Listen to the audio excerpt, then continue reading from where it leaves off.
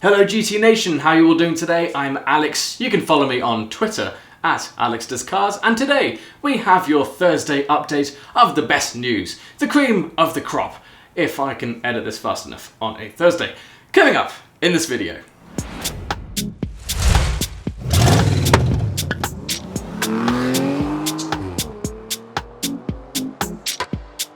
Kelvin Fletcher argues that he isn't copying Jeremy Clarkson's farming show.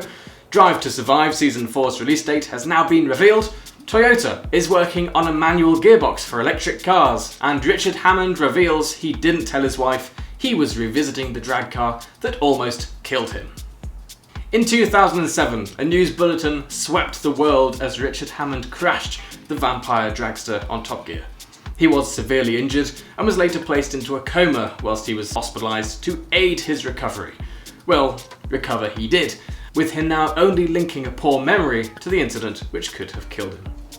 Now, 15 years after the crash, the Grand Tour presenter has talked to ITV about how he feels about the crash footage.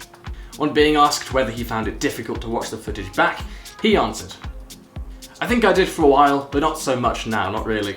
I have now, but not a lot, no. It was quite bumpy." He admitted that getting back into the car, which has now been restored to its full glory, was very weird. "It came about because I had the guys from Drive Tribe over at my place, and we were trying to plan a look ahead to the year. And one of them said, 'You do know that car has now been restored and rebuilt just down the road from where you live, and it seemed too good an opportunity, so we rang them.' He then revealed that he was feeling fine about it until he saw it. He said, 'You can see it on the little video on the platform, and I got in it, and I did go a bit quiet.' According to this, he admitted that he doesn't remember being pulled from the wreckage of the car after it crashed. He said, 'It's weird, I remember the last time I got into this, but I don't remember the last time I got out of it. So technically, I must still be in it. It was a strange feeling.' His wife, Mindy Hammond, has threatened him with 3 strikes, with the Vampire and the Rimac Concept 1 crashes being the first 2. If there's a third, then she'd want him to stop presenting at least the dangerous things like the racing they do on the Grand Tour, for example. Because of this and Mindy's thoughts surrounding the Vampire dragster, Hammond didn't actually tell her that he was filming with it, saying he just snuck off and filmed it without her knowing.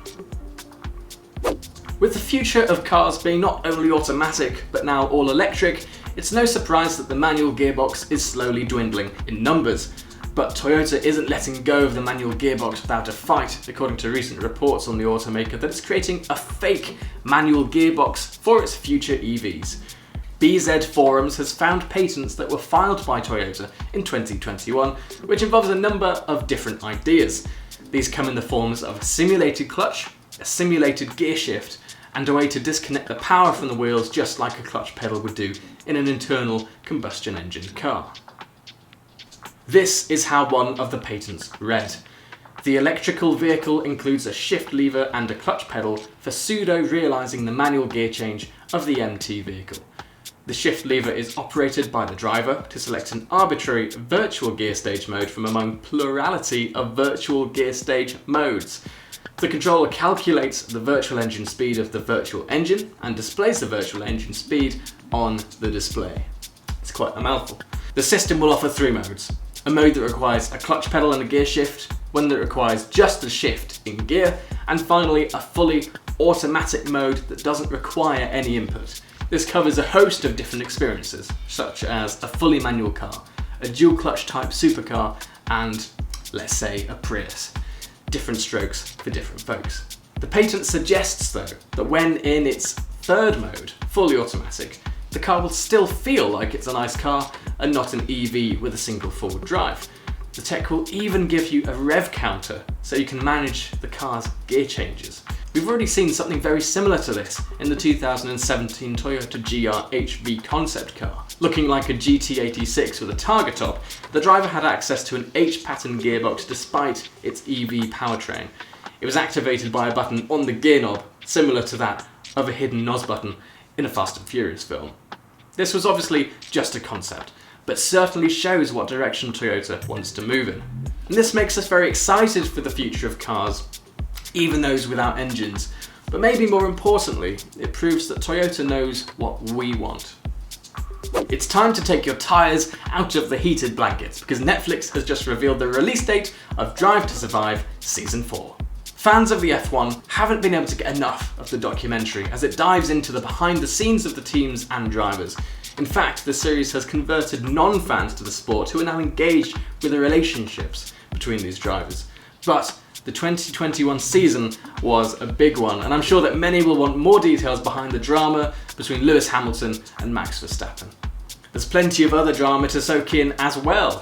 McLaren's 1-2 at Monza, Esteban Ocon's win at Hungary, and of course, the aforementioned battle between Lewis Hamilton, Max Verstappen, and the FIA at Abu Dhabi. Season 4 of the show will be released to Netflix on March 11th later this year, and it's going to be really, really good. I'm really excited.